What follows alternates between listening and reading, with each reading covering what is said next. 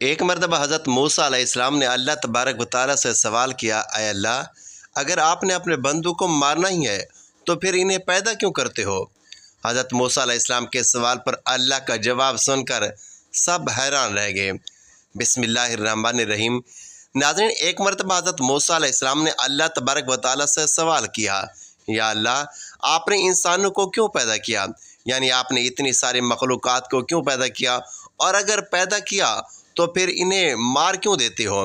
یعنی کہ ان کو موت کیوں دیتے ہو؟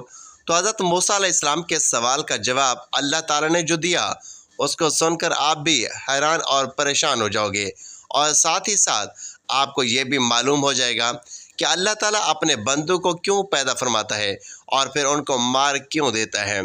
ناظرین محترم، جیسا کہ آپ سب جانتے ہو کہ حضرت موسیٰ علیہ السلام اللہ تبارک و تعالیٰ سے ہم کلام ہوا کرتے تھے، یعنی کہ اللہ سے بات کیا کرتے۔ اکثر حضرت موسیٰ علیہ السلام کوہ طور کی پہاڑی پر جا کر اللہ سے بات کرتے تھے۔ اس وقت اللہ تعالیٰ نے آپ کو اتنی ساری حکمتیں اور اتنی ساری صفاتیں عطا فرمائیں کہ جو ہر انسان کے لیے ایک بہت بڑی نصیحت اور زندگی جینے کے صحیح طریقے کے لیے بہت ہی فائدہ مند ہے۔ ایک مرتبہ حضرت موسیٰ علیہ السلام نے اللہ تعالیٰ سے سوال کیا، اے اللہ، آپ لوگوں کو پیدا کرتے ہو اور پھر ان کو مار دیتے ہو، اس میں آپ کی کیا حکمت ہے؟ یعنی کہ آپ ایسا کیوں کرتے ہو؟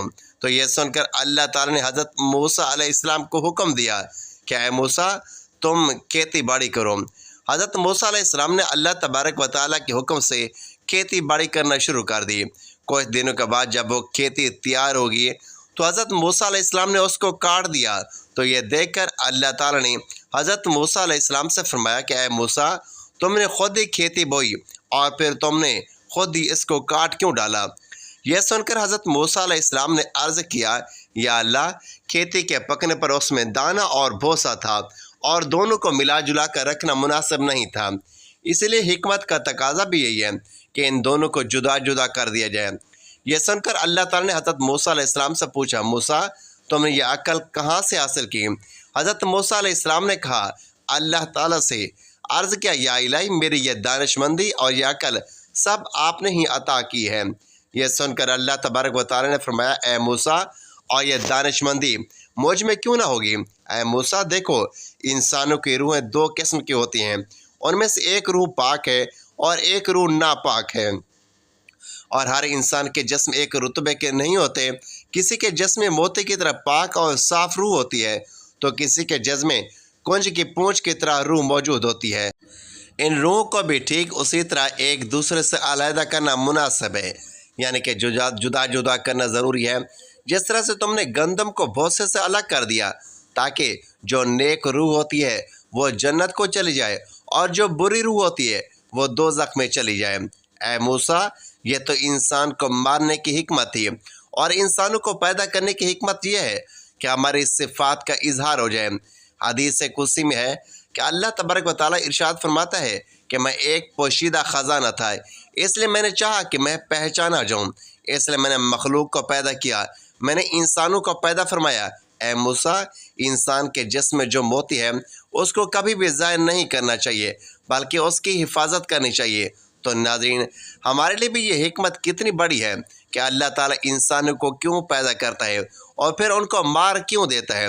اس بات کا خلاصہ بھی خود اللہ تبارک و تعالیٰ نے کر دیا ہے، اور ساتھ میں اس واقعے سے ہمیں ایک بہت بڑا سبق یہ بھی ملتا ہے کہ اللہ تعالیٰ نے اس قدرت کے نظام میں ڈھیروں صفاتیں رکھی ہوئی ہیں اور ڈھیروں وجوہات ہیں جسے کوئی بھی انسان نہیں سمجھ سکتا۔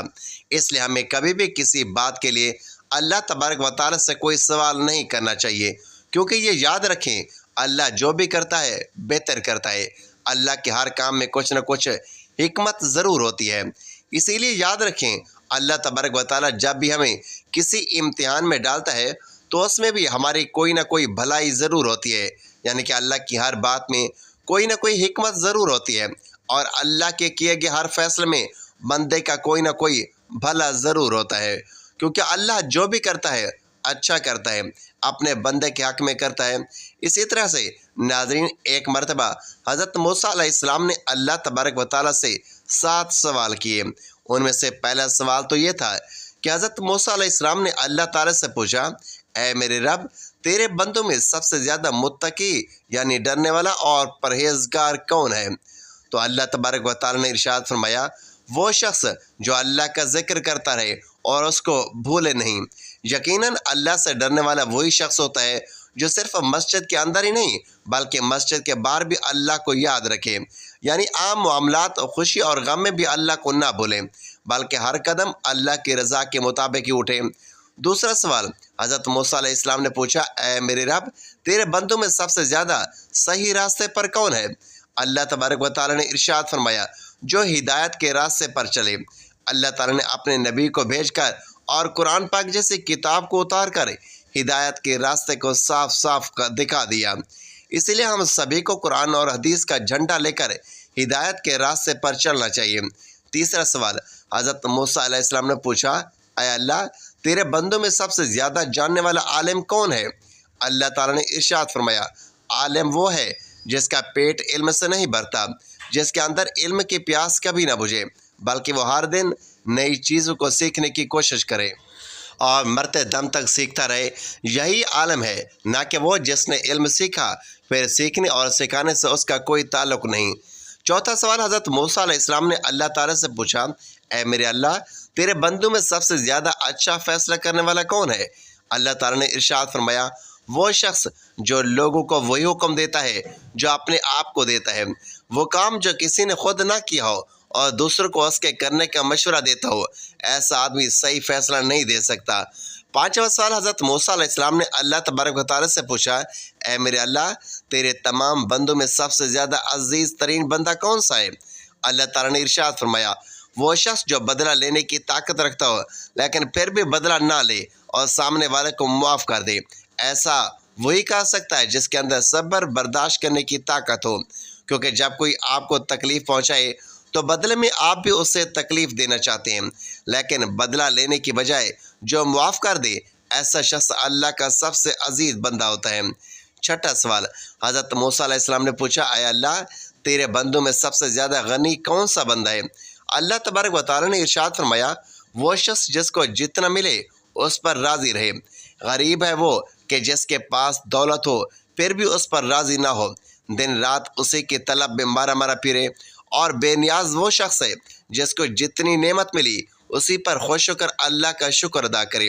ساتواں سوال حضرت موسیٰ علیہ السلام نے پوچھا، اے میرے رب، آپ کے بندوں میں سب سے زیادہ فقیر کون ہے؟ اللہ تبارک و تعالیٰ نے ارشاد فرمایا، جو مسافر ہو۔ ایک مسافر یعنی سفر کرنے والا حاجت مند اور ضرورت مند ہو سکتا ہے۔ ویسے تو آج کل کے سفر چند گھنٹوں اور دنوں کے ہوتے ہیں، اسی لیے آسانی ہوتی ہے، لیکن پھر بھی سفر میں مشکلیں بہت سامنے آتی ہیں۔ اس لیے اگر کوئی مسافر اگر ضرورت مند ہو تو اس کی مدد ضرور کرنی چاہیے۔ ایک دن حضرت موسیٰ علیہ السلام نے اللہ تبارک و تعالیٰ سے عرض کیا، یا اللہ، تو نے انسان کو پیدا کیا، اسے عقل دی اور زندگی عطا کی، پھر آخر اسے موت کیوں دیتا ہے؟ اس میں تیری کیا حکمت ہے؟ اللہ تعالیٰ نے فرمایا، بعد میں آنا میں تمہیں ایک منظر دکھاؤں گا، بعد میں آنا میں تمہیں ایک منظر دکھاؤں گا جس سے تمہیں سمجھ میں آ جائے گی۔ حضرت موسیٰ علیہ السلام حسب فرمان صبح سویرے وادی کی طرف گئے۔ حضرت موسیٰ نے صبح سویرے دیکھا کہ ایک ہری بھری گھاس کے میدان میں ایک نوزائیدہ ہرنی اپنے بچے کے ساتھ کھیل رہی ہے۔ تھوڑی دیر بعد ایک شیر آیا اور اس نے بچے کا شکار کر لیا۔ یہ دیکھ کر حضرت موسیٰ علیہ السلام کا دل بھر آیا اور انہوں نے کہا، اے پروردگار، شیر نے ہرنی کا معصوم بچہ کس جرم میں مارا؟ اللہ تعالیٰ نے فرمایا، اے موسیٰ، ابھی صبر کرو، دیکھو آگے کیا ہوتا ہے۔ کوئی دیر کے بعد ایک شکاری آیا اور اس نے تیر مار کر شیر کو بھی مار دیا، اب وہ بھی مر گیا۔ اللہ تعالیٰ نے فرمایا، اے موسیٰ، اب دیکھو آخر میں کیا ہوتا ہے۔ تھوڑی دیر میں وہی شکاری ایک پہاڑی سے نیچے گرا اور وہ بھی مر گیا۔ حضرت موسیٰ علیہ السلام سے اللہ تعالیٰ نے فرمایا، اے موسیٰ، ہرنی کا بچہ دیکھا تھا، وہ بچہ پچھلے جنم میں ظالم تھا، اس نے اس شکاری کے والد کو ناحق قتل کیا تھا۔ میں نے اس بچے کی روح کو دنیا میں بھیجا گناہ کا بدلہ دوں، پھر میں نے شیر کو اس بچے پر مسلط کیا تاکہ انصاف ہو جائے، پھر میں نے شیر کو مارنے والے شکاری کو بھی موت دی تاکہ میں اس سے بھی اس کے اعمال کے بدلے جزا دوں۔ اے موسیٰ، میرا ہر فیصلہ عدل پر مبنی ہوتا ہے، موت میرے نظام انصاف کا حصہ ہے، ظلم کا خاتمہ اور عدل کا آغاز۔ حضرت موسیٰ علیہ السلام کی آنکھوں سے آنسو بہنے لگے، انہوں نے عرض کیا یا رب تو پاک ہے، تیری ہر تقدیر میں حکمت ہے، ہم ظاہری آنکھوں سے دیکھ کر فیصلہ کرتے ہیں مگر تیری تدبیر کو وہ جانتا ہے جو باطن کو سمجھتا ہے۔ اللہ تعالیٰ نے فرمایا اے موسیٰ اسی لیے میں نے موت کو زندگی کے بعد رکھا تاکہ ہر ایک کو اس کے اعمال کے مطابق بدلہ دوں۔ موت نہ ظلم ہے نہ انتقام بلکہ عدل کی ابتدا ہے۔ یہ واقعہ ہمیں سکھاتا ہے کہ انسان دنیا کی ظاہری زندگی کو سب کو سمجھتا ہے مگر اللہ تعالیٰ کے نزدیک اصل زندگی موت کے بعد شروع ہوتی ہے، جہاں ہر عمل کا حساب اور ہر حق کا بدلہ دیا جاتا ہے۔ ایک دن ایک نیک بزرگ اپنی شاگردوں کے ساتھ قبرستان کے پاس سے گزر رہے تھے۔ شاگردوں میں سے ایک نے سوال کیا حضرت اللہ تعالیٰ نے انسان کو پیدا کیا پھر آخر موت کیوں دیتا ہے؟ اگر زندگی ہی مقصد کی تو ہمیشہ ہی زندہ رکھ لیتا۔ بزرگ مسکرائے اور کہا بیٹا آؤ میں تمہیں ایک مثال سے سمجھاتا ہوں۔ وہ سب ایک کاریگر کے پاس گئے جو مٹی کے برتن بنا رہا تھا۔ بزرگ نے شاگرد سے کہا دیکھو یہ مٹی کے ڈھیر کو دیکھ رہے ہو؟ اس کاریگر نے اس سے خوبصورت برتن بنائے، اب ان میں سے کوئی برتن ٹوٹ جائے تو کیا یہ نقصان ہے یا فائدہ؟ شاگرد نے کہا اگر برتن بیکار ہو جائے تو کاریگر سے اسے توڑ کر نئی مٹی بناتا ہے تاکہ کچھ بہتر بنا سکے۔ بزرگ نے فرمایا بالکل ایسے ہی اللہ تعالیٰ نے انسان کو مٹی سے پیدا کیا، دنیا اس کے لیے ایک بھٹی ہے جہاں اسے تپایا جاتا ہے اور آزمایا جاتا ہے، سنوارا جاتا ہے۔ جب وہ مکمل ہو جاتا ہے تو اللہ تعالیٰ اسے اس دنیا سے لے جاتا ہے تاکہ اس کو اپنی زندگی عطا کرے جہاں نہ موت ہے نہ دکھ۔ پھر انہوں نے کہا اللہ موت کو فنا نہیں بناتا بلکہ ایک دروازہ بناتا ہے دنیا سے ابدیت کی طرف۔ موت دراصل پیدا ہونے کا عمل دوسرا مرحلہ ہے۔ شاگرد کی آنکھوں میں آنسو آ گئے، اس نے کہا حضرت تو گویا موت ختمی انجام نہیں بلکہ اصل زندگی کی شروعات ہے۔ بزرگ نے جواب دیا ہاں بیٹا، اسی لیے مومن موت سے نہیں ڈرتا بلکہ اس کا استقبال کرتا ہے کیونکہ وہ جانتا ہے کہ اس کے رب نے اس کے لیے ایک بہتر گھر تیار کیا ہوا ہے۔ پھر انہوں نے قرآن کی آیت پڑھی، ترجمہ وہی ہے جس نے موت اور زندگی کو پیدا کیا تاکہ تمہیں آزمائے کہ تم میں سے کون اچھے عمل کرتا ہے اور کون برے عمل کرتا ہے۔ اللہ تبارک و تعالیٰ نے موت کو پیدا فرمایا اور ہر جاندار کے لیے اسے لازمی قرار دیا مگر موت کوئی بے مقصد یا بے معنی حقیقت نہیں بلکہ اس کے پیچھے بے شمار حکمتیں پوشیدہ ہیں۔ چند اہم حکمتیں یہ ہیں۔ نمبر 1، دنیا کی آزمائش کا اختتام۔ یہ دنیا ایک امتحان گاہ ہے، موت اس امتحان کا دروازہ بند کرتی ہے اور آخرت کے اصل نتیجے کی طرف لے جاتی ہے۔ اگر موت نہ ہوتی تو انسان اپنے اعمال کا انجام کبھی نہ دیکھ پاتا۔ نمبر 2، زندگی کی حقیقت کا احساس۔ اگر انسان ہمیشہ زندہ رہتا تو وہ غفلت میں مبتلا رہتا۔ موت انسان کو یاد دلاتی ہے کہ یہ دنیا عارضی ہے، اصل زندگی آخرت کی ہے۔ نمبر 3، ظالم اور مظلوم کے درمیان انصاف۔ دنیا میں بہت سے ظالم سزا سے بچ جاتے ہیں اور مظلوم کو حق نہیں ملتا۔ موت کے بعد ایک عدالت الہی ہے جہاں کسی پر ذرہ برابر بھی ظلم نہیں ہوگا۔ نمبر 4، اللہ کی قدرت اور بادشاہی کا اظہار۔ موت اللہ کی قدرت کی نشانی ہے کہ وہی پیدا کرتا ہے، وہی زندگی دیتا ہے اور وہی واپس بلانے والا ہے۔ اس سے بندے کو احساس ہوتا ہے کہ اس کا مالک ایک ہے اور وہی حاکم مطلق ہے۔ نمبر 5، موت انسان کو عاجزی سکھاتی ہے۔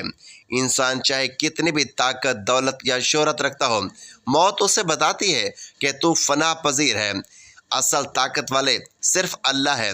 نمبر 6، موت کے ذریعے مومن کو دائمی راحت ملتی ہے۔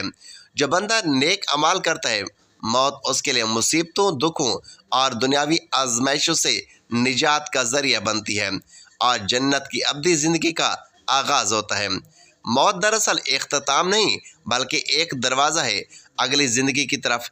یہ اللہ کی حکمت سے بھرپور فیصلہ ہے تاکہ انسان اپنے اصل انجام تک پہنچ سکے، عدل قائم ہو، نیکوں کو انعام اور بدکاروں کو سزا ملے اور اللہ کی ربوبیت ظاہر ہو۔ حضرت موسیٰ علیہ السلام اللہ تعالیٰ کے وہ جلیل القدر نبی ہیں جنہیں براہ راست اللہ سے ہم کلام ہونے کا شرف ملا۔ قرآن میں انہیں کلیم اللہ کہا گیا، یعنی اللہ سے گفتگو کرنے والے۔ ان کی اللہ تعالیٰ سے ملاقات اور کلام کے کئی اہم واقعات بیان ہوئے جن میں انتہائی روحانی، ایمان افروز اور سبق آموز پہلو موجود ہیں۔ نمبر 1، پہلی ملاقات، وادی طوا کا واقعہ۔ حضرت موسیٰ علیہ السلام جب مدین سے واپس مصر کی طرف اپنے اہل و عیال کے ساتھ جا رہے تھے تو راستے میں ایک پہاڑ پر عجیب نور دیکھا۔ قرآن کا بیان، جب وہ آگ کی طرف آئے تو پکارا گیا، اے موسیٰ، میں ہی تیرا رب ہوں، جوتے اتار دے، یقیناً تو پاک وادی طوا میں ہے۔ یہ پہلی مرتبہ تھا کہ اللہ تعالیٰ نے موسیٰ علیہ السلام سے براہ راست گفتگو فرمائی، انہیں نبوت عطا کی گئی۔ عصا یعنی لاٹھی کو معجزہ بنایا گیا، ہاتھ کو روشن کرنے کا معجزہ دیا گیا، فرعون کے مقابلے کے مشن پر بھیجا گیا۔ نمبر 2، طور پہاڑ پر تجلی کا واقعہ۔ حضرت موسیٰ علیہ السلام نے اللہ تبارک و تعالیٰ سے عرض کیا، اے میرے رب، اپنا جلوہ مجھے بھی دکھا تاکہ میں تجھے دیکھ سکوں۔ اللہ تبارک و تعالیٰ نے ارشاد فرمایا، تو مجھے نہیں دیکھ سکتا، لیکن اس پہاڑ کی طرف دیکھ، اگر یہ اپنی جگہ ثابت رہا تو مجھے دیکھ سکے گا۔ جب اللہ تبارک و تعالیٰ نے پہاڑ پر اپنی تجلی ڈالی تو پہاڑ ریزہ ریزہ ہو گیا اور موسیٰ علیہ السلام بے ہوش ہو کر گر پڑے۔ ہوش آنے پر کہنے لگے، آپ پاک ہیں، یا اللہ آپ پاک ہیں، میں نے توبہ کی اور میں ایمان لانے والوں میں سے سب سے پہلا ہوں۔ دنیا میں اللہ کی ذات کی حقیقت کو کوئی آنکھ برداشت نہیں کر سکتی۔ یہ تجلی اللہ کی طاقت اور جلال کا مظہر تھی۔ نمبر 3، طور پر 40 دن کا قیام۔ حضرت موسیٰ علیہ السلام اللہ تبارک و تعالیٰ کے حکم سے 40 دن اور رات طور پہاڑ پر عبادت کرتے رہے۔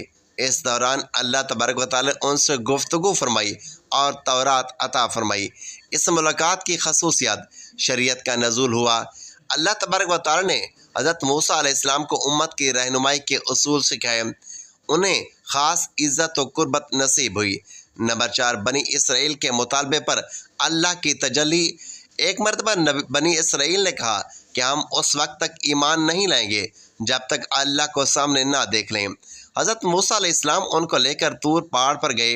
اس وقت اللہ تبارک و تعالیٰ نے ایسی تجلی فرمائی کہ سب لوگ بے ہوش ہو گئے اور مرنے کے قریب پہنچ گئے۔ یہ واقعہ واضح کرتا ہے کہ اللہ تعالیٰ کی قدرت لامحدود ہے اور انسان محدود ہیں۔ حضرت موسیٰ علیہ السلام کی اللہ تبارک و تعالیٰ سے خصوصی باتیں۔ اللہ تعالیٰ نے ان سے فرمایا، اے موسیٰ، میں نے تجھے لوگوں پر چن لیا ہے اپنی رسالت اور اپنے کلام کے ذریعے۔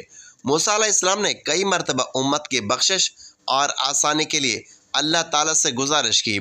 نمازوں کی تخفیف کا واقعہ بھی حضرت موسیٰ علیہ السلام کے مشورے سے ہوا۔ حضرت موسیٰ علیہ السلام کا اللہ سے کلام کرنا ایک عظیم معجزہ ہے۔ یہ اس بات کی دلیل ہے کہ اللہ جسے چاہے اپنا قرب عطا کرے۔ ان کی زندگی ہمیں یہ سبق دیتی ہے کہ قرب الہی اطاعت، صبر اور اللہ پر مکمل یقین سے حاصل ہوتا ہے۔